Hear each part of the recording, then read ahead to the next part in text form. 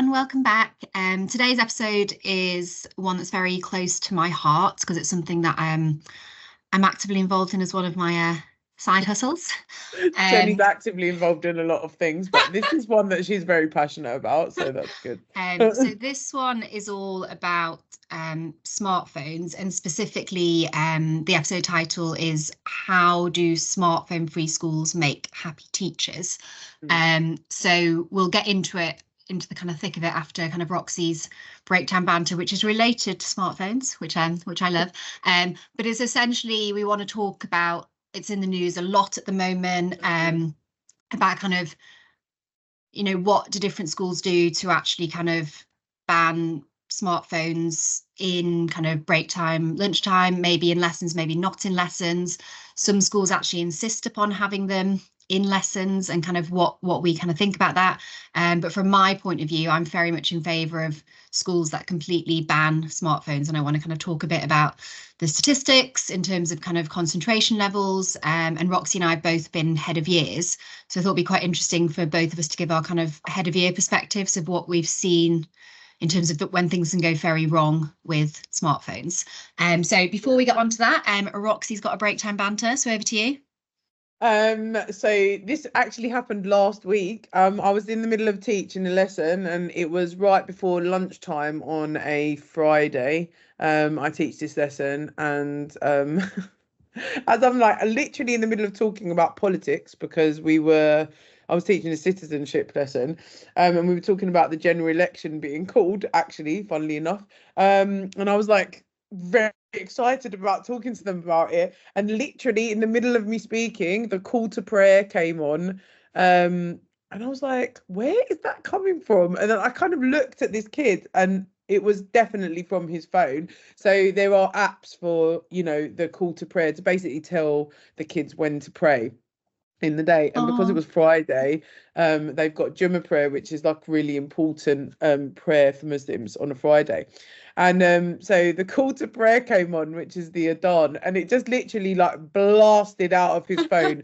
And we all kind of stopped, and I was just like, okay, I was like, you know what, as it's a call to prayer, like I'm just going to ask you to just turn your phone on silent, and then we'll just continue on with the lesson, because in my school it is they get their phone confiscated if they're using it, or if it's on in lesson, you know, basically. So anyway, I let this one slide. So I was like, oh, at least it's a call to prayer, and it's not like he's on Snapchat on his phone or something like that. I mean, bless him, he is a really like studious kid, and he just kind of looked at me really serious, and he's like, it was my phone, miss. And I was like, okay, that's fine, no worries, I'm not confiscating your phone, and we've got lunchtime in 20 minutes, you can go and pray, don't worry about it. I was like, lucky I'm an RE teacher, and I know. He didn't even crack a smile. He didn't think it was funny at all. Like, he just literally was like so serious about it. And he was like, I will go pray in 20 minutes, miss. And I was like, yeah, that's fine. Just kind of moved on with the lesson. But at least it was a nice encounter, because often, and I'm sure we'll talk about this in the episode, but often it is not a very nice encounter with students when they have, you know, this was accidental, and he'd obviously just left his phone on loud, and it was called to prayer. He wasn't using his phone to be on like social media in a lesson or something like that, or like taking unwarranted pictures of teachers, or like, you know, all of the kind of worst things that you think can happen in class do happen in class and have happened in class with phones. And I think you mentioned, obviously, I'm still currently head of year, have been for 10 years. You were a head of year for quite a long time as well. And the phone usage has definitely got worse. Like, it's definitely got worse. In fact, now I just say to the kids, when I see them on the phone, I'm like, you are addicted. You are literally addicted. And the other day I said it to a kid, because year 11s in my school are allowed to use their phones for revision purposes. I say it like that because some of them are using it for revision at lunchtime. A lot of them are not using it for revision at all. And so I saw this girl on her phone, and I was like, listen, you're not revising. Like, and this is the third time I've seen you on your phone today. You are addicted. And she went, yeah, I am, miss, like that. And I was just like, right, wow, that's a lovely conversation, like, between us.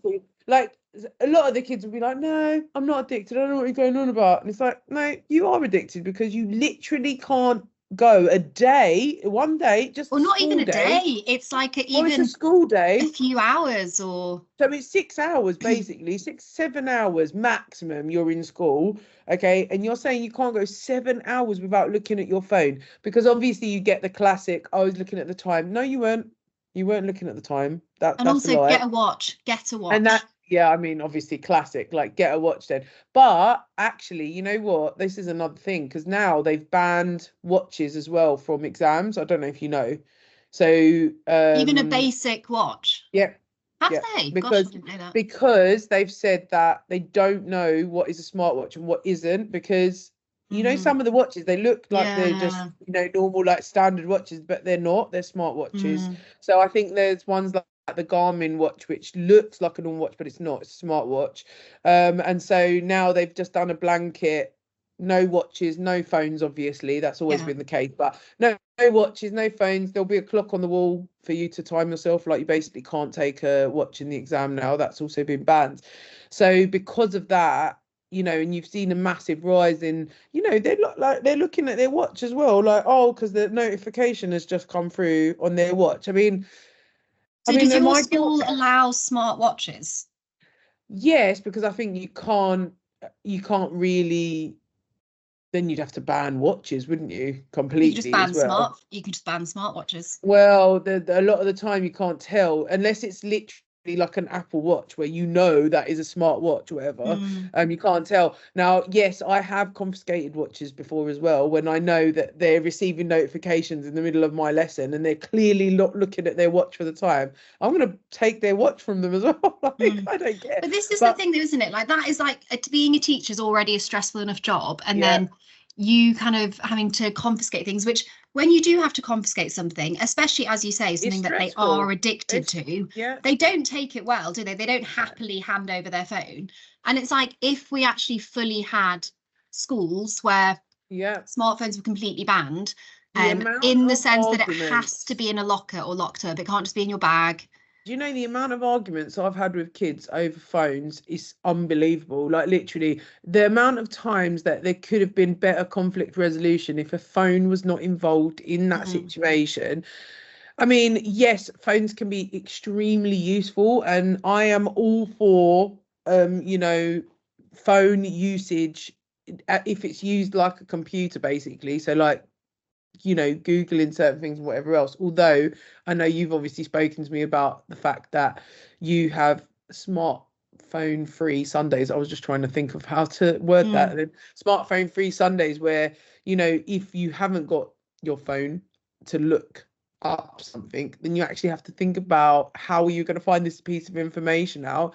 Obviously, we're in the age, I don't know what you call us. What do you call us? Are we Gen Z? No, we're not Gen Z. We're We're millennials, aren't we? we're I mean, us, millennials. we're millennials, yeah. But the age we grew up in, like, we didn't have phones through pretty much our teenage Yeah, through years. our, yeah. And so we only got phones probably like as a late teen. We would have got a phone, and it would have been like a brick phone, which Mm. didn't have the internet on it. And so we are of that generation where actually, like, my mum bought a thing of encyclopedias where, from a Yeah, door-to-door salesman. He yeah. See, came I out to love me like, that. It's like the and Friends like, episode, when Joey does that, but he can only afford the letter oh yeah. V.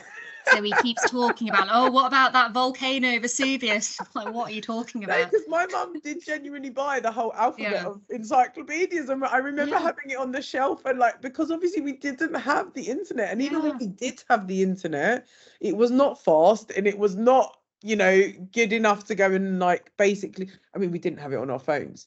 So, it can be really, really useful. So I don't want to say, like, no one should ever have a phone, but I do think there is definitely value in saying smartphone free school, like, Because what I 100%. find shocking, I'm so Smartphone Free Childhood is one of the kind of big Yeah, organisations that a lot of people might have heard of. of course. And there's another one called Delay Smartphone. So I'm part of both of them.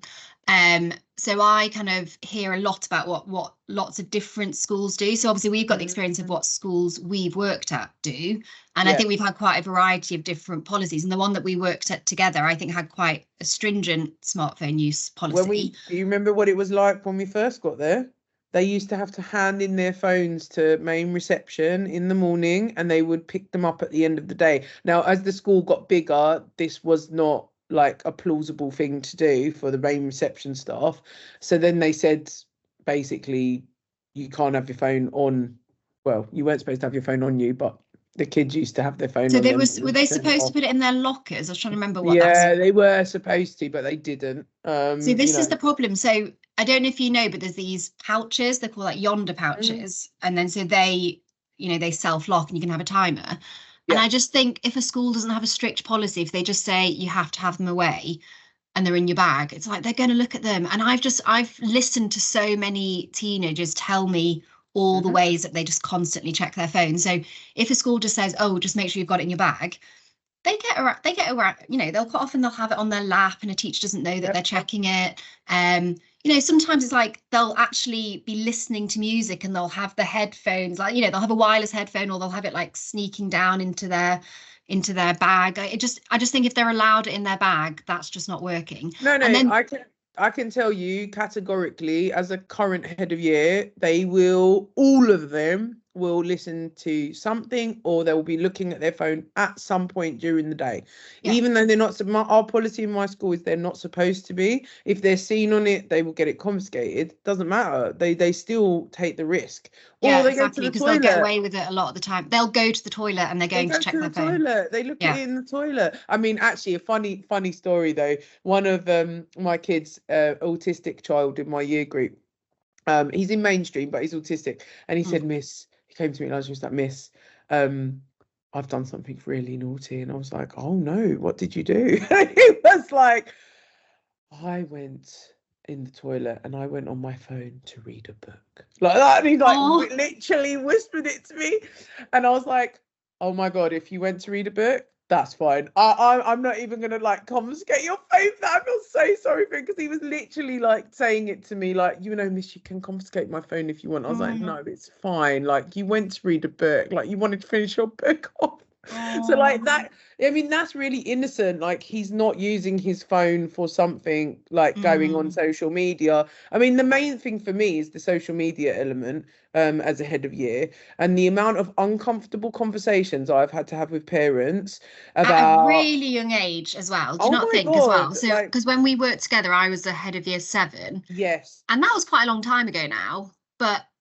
And I think what's it was interesting, I know we're probably focusing on still an issue. smartphones, but Yeah, it's also this idea of any screen. So I remember, because you were a form tutor for year 7, weren't you? yeah, I remember having such uncomfortable conversations with parents, and it was that the kids had seen their parents' passcodes for their iPads, yeah, and they just did all this really bad stuff, but on their parents' iPads, like really bad sharing sexual images. yeah, yeah, And then yeah. it's on an adult's iPad. And it was this idea that parents thought they'd been careful because they'd be like, oh, we don't give our kid an iPad, or our kid's iPad has all these parental protections. And it's like, oh, Mm. you're just kidding yourself if you think parental controls work. But also, if they, one time watch you type in your passcode to your iPad, they will get on your iPad and then they will do the things that you think they're not Yeah. doing it. And then you've got kind of child sexual images on your iPad. Yeah, I've had to have many a conversation with parents about the fact that even if they are paying the bill for their child, let's say, and they've got parental controls or whatever, it doesn't matter. Even if they haven't got parental controls, but they're paying the bill, they are ultimately responsible for anything on their child's phone. So even if their child is a Mm. teenager, they're still a child. Okay, so And they are the, legally they held are legally responsible and they can responsible. be So prosecuted. yeah, so basically having these really hard conversations with parents about, you're right, a lot of the time about sexualized images. They've got laws on revenge porn now. They've got laws on so many different things. Obviously, you can't send images of underage children, which they are. Okay, so even if they're sending an image of themselves and then this gets kind of circulated around. Unfortunately, I've seen, actual videos of, sexual acts and stuff like that. Just stuff that I don't want to see either, and often like we'll ask the kid before searching a phone, like let's say we know something's on the phone, the Mm. school has a legal right to search the phone. And if we've searched phone, we'll always ask the kid beforehand, like, is there something on here that that we are not going to want to see? And often the kid will be like, no, like it's fine, because they think that we don't know, how to search. They think they've I hidden it mean, well, or yeah, I mean, a lot of it's naivety. They think we're not going to find out. I mean, recently, no, it wasn't actually that recently, but I found, I searched a kid's phone. Now, I didn't find anything like on the photos. I found 15 different dating apps, 15. Okay. And this child was 14 years old. oh my Okay. God. And their parent didn't have a clue. And a lot of these dating apps that this child had on their phone were like ones that were for sex, basically. So like not, actual dating apps, although even so, they shouldn't have even been on those.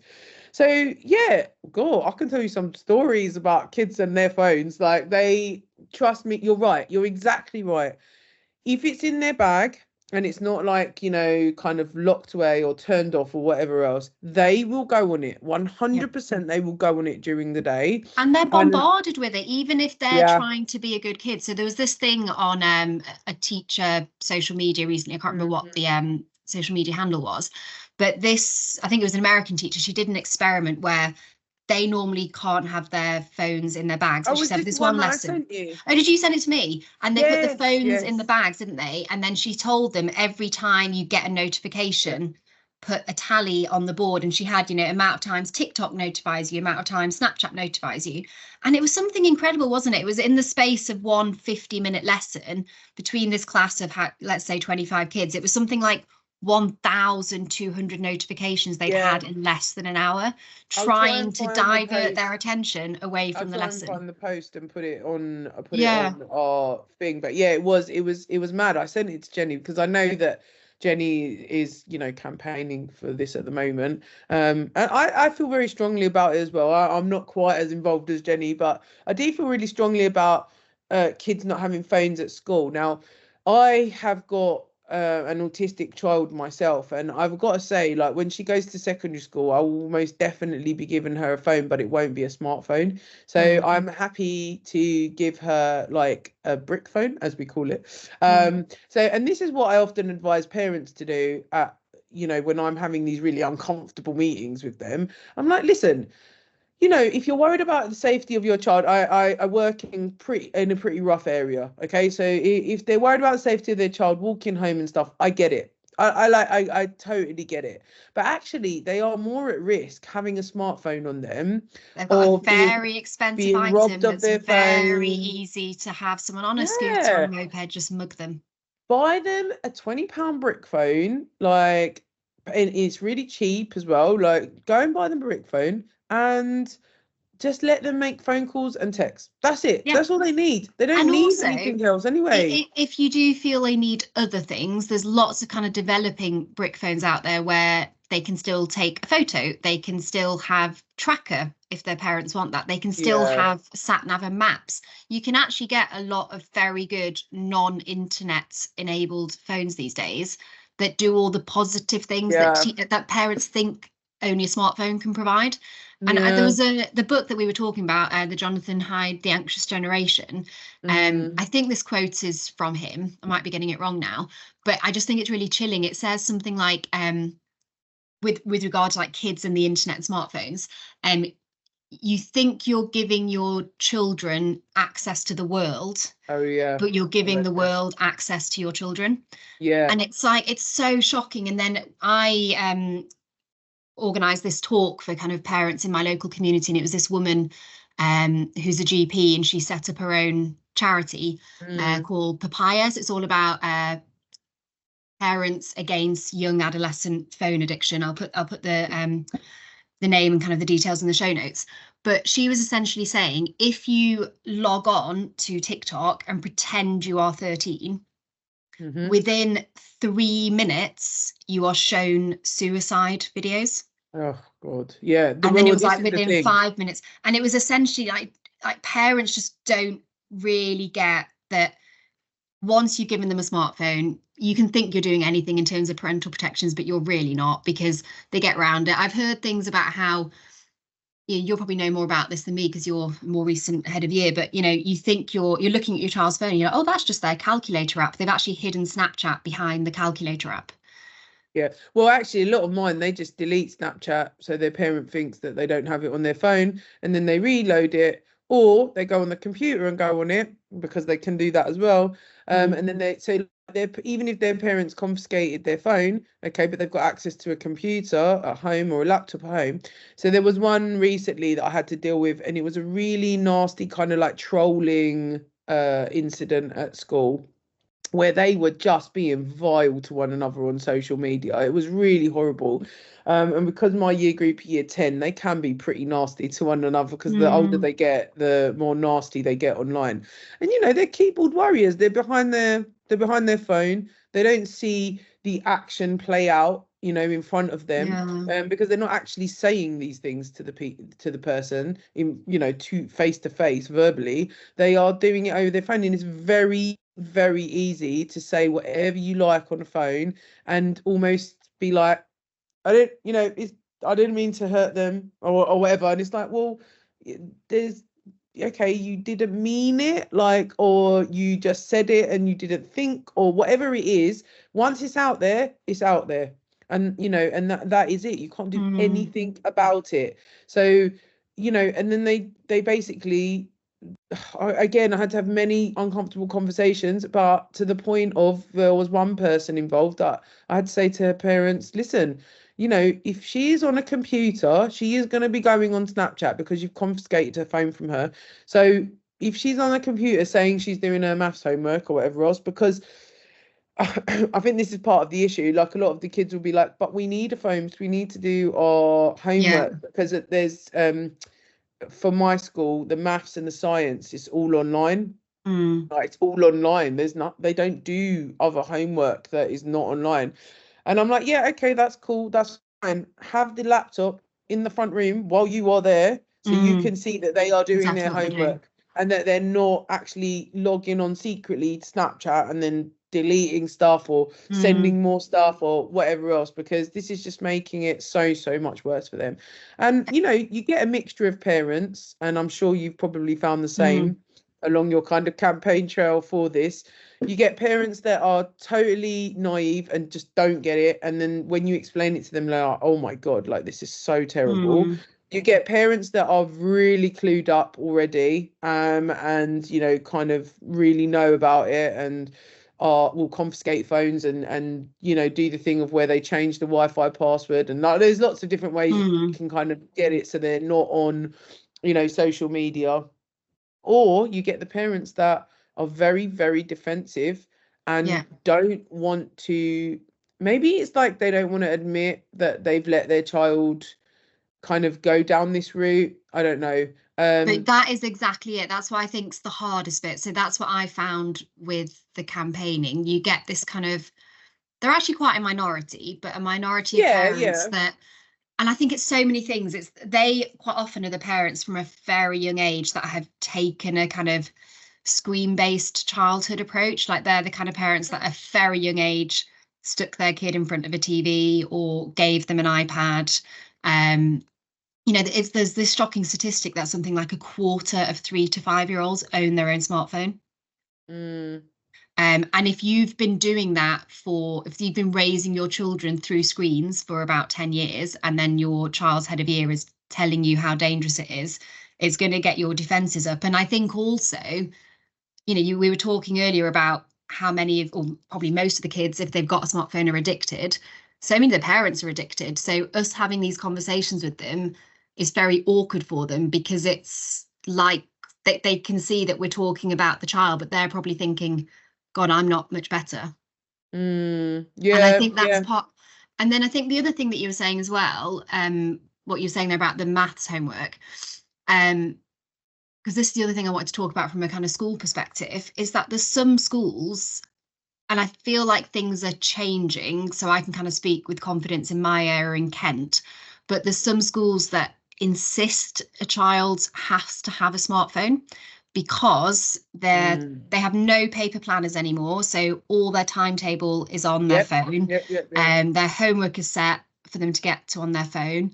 Um, if they need to do last minute room changes, they get alerted on their Oh, phone. that's interesting. Okay. And then what's happened really interestingly is that this movement, the smartphone free childhood, is, you know, really kicking off. It's got way over kind of 55,000 followers. It's in the news pretty, I'd say every day actually since kind of February. And actually some of the schools in my area have completely done a U-turn and changed their smartphone policies. Okay. But there's some that are still sticking to it. So yeah, I've got a friend who works at school where it's exactly that they actually mandate that a child has to have a smartphone. It's like, oh God, you surely you're going to have to That's change this because, interesting. but what's interesting as well, like if there are any kind of head teachers out here listening, is just kind of realizing like how strong the demand is for smartphone free schools. So I've actually spoke to a lot of parents who their kids got into a very good local grammar school and they've refused the place because they don't agree with the school's smartphone policy. I've had some people that are relocating to other counties where they think there's better schools that better support children and their development. And there's the whole thing. Did you see the whole thing about, I think you might have sent it to me as well, but St. Albans and how 22 of the 24 head teachers have said that they're primary school teachers, but primary school head teachers, but that their schools are going to be smartphone free and that they're really kind of advocating that you shouldn't be giving your child a smartphone until they're at least 14. And I just think any of those schools out there not doing that, it's like, God, you lose it. You're actually losing really good you had kids. a point about concentration and smartphones. So there's lots of different statistics. So part of this delay smartphone ambassador movement that I'm part of, we get these little kind of pamphlets through, and each one of them, it's really good. It just gives you a statistic and kind of where it came from. So loads of different people from across the world have done lots of research into this. So this one's from the London School of Economics back in 2015. And they surveyed a large number of students, and they said that nearly 40% of children experience reduced levels of concentration due to smartphones. And then in India, they did a big piece of research in 2022, and they saw, and we've seen a similar thing in Britain, actually, some research came out, but any of the high schools that banned smartphones saw a significant improvement in their grades. So they talked about in Britain, only 11% of schools actually have effective smartphone bans, but those 11% get 1 or 2 grades higher at GCSE. And it's like, to us, that's so obvious, isn't it? Like, if you can't concentrate, if you know, you've probably had this as well. Like I'll say sometimes, like, we're going to read this one page and you're going to summarize it. And some of the kids are like, Miss, you're going to make me read the whole page. And I'm like, why is that a big deal to read a whole page? But in their head, it's like, if they're used to watching 10-second TikTok videos, with poor spelling, I might add, they probably do find it this insane ask that I'm asking them to read 400 words. Yeah, definitely the concentration levels are different when you've consumed a lot of social media, because you're right, social media is it's all short. Everything is short form, you know, other than like something like YouTube, which may be like long form kind of content. And I agree with the young, like, so you're saying like up to the age of 14. Like, I think that's absolutely doable, and, you know, not necessary to have a smartphone. I don't think you need one by that point. And actually, from the social media side of things, I think it's actually really harmful for teenagers to have social media. Maybe I'll change my mind in the future, I don't know, but right now, just having been ahead of year, I don't know. I think when people make arguments against it, when they try and talk about the supposed benefits, it's like, you're not actually talking about the benefits of smartphones, you're talking about the benefits of the internet. And like, no one here is trying to say ban the internet from children. Like, you can learn a lot of things from the internet. But as you say, you know, have a family laptop, have a family computer, teach your child how, and parent and teachers too, sorry, you know, teach children how to use the internet well. But there just isn't a strong argument. Really interesting, actually. I'll put this on the show notes as well. But Teach Tap, who is that? It's that app that kind of survey 10 to 12,000 teachers every day. They've had quite a few questions about smartphones and about social media, and kind of overwhelmingly, I don't know if I've got it in front of me now, but like overwhelmingly, teachers recognise how harmful they are, and you know, a very large proportion are saying, yeah, I think we should happily ban TikTok for under 16-year-olds, happily ban Snapchat. I think they were the kind of main two that people were saying. But also supporting a ban. So yes, I've got it here. So on balance, the benefits of allowing children aged 13 to 17, they've gone up to use social media outweigh the downsides. And how many is that? I'm doing quick maths here. 77% absolutely think that the benefits in no way outweigh the downsides, and only 2% of teachers, and this is like 11,500 teachers, only 2% think the benefits outweigh the downsides. And on that, I would also say they've picked age 13 to 17. So those people that think the benefits are good, maybe they're thinking more about 16, 17-year-olds and how, like, so I'm thinking, for example, like in my school, sixth formers are allowed to have smartphones in their bags, and we are allowed to say, like, okay, you're now going to do this bit of research. And so, like, for mine, they all follow Simple Politics, which is a really good way of getting kind of a condensed, you know, not non-biased, as much as you can get non-biased version of the news. And so I kind of think, yeah, maybe some of those teachers that are okay with it, maybe it's because of things like that. But I don't think you're going to come across a teacher that thinks a 13-year-old should have access to social media. Yeah, I think, like, obviously the different age ranges, it makes difference to my thinking for definite, because I do think by the age of like maybe 17, 18, I think you'd be responsible enough to have a smartphone and use it wisely, especially if you've had guidance from, you know, your parents and you know, other adults around you. I think this leads nicely into whatever your get in the bin is, Jenny. Yeah, I mean, my get in the bin's not completely shocking compared to kind of linked to what we've just been saying. Get rid of smartphones in school. Yeah, there we go. Okay, but very specifically, the schools that insist on smartphones, they need to get in the bin. Like, I would never in a million years send my child to a school that said they had to have a smartphone. And I just think, if people are brutally honest, why are you doing that? I honestly think it's a cost-saving measure. If you insist every child has to have a smartphone that their parent is buying, you therefore don't need to provide devices in schools, and you don't need to spend any of your budget on planners. Yeah, I'm thinking, like, there's no other reason really to insist on having a smartphone. It's saving you money, and that's not to put all the, you know, I'm saying, get in the bin to those schools. It's a much bigger problem of funding of state schools. But I think schools that do that are doing it as a money-saving issue. Yeah, definitely. I agree with you that, teenagers, those early teenagers do not need a smartphone in school. It's just unnecessary. I don't think they need it at all. So I'll totally agree with you there, Jenny. Right, I think we'll end off there. We'll end that one. For this episode, and we'll see you next week, where we'll be talking about our proudest moments. Our proudest moments in teaching. Yeah. All right, see you then. Bye. All right, see you. Bye. Bye.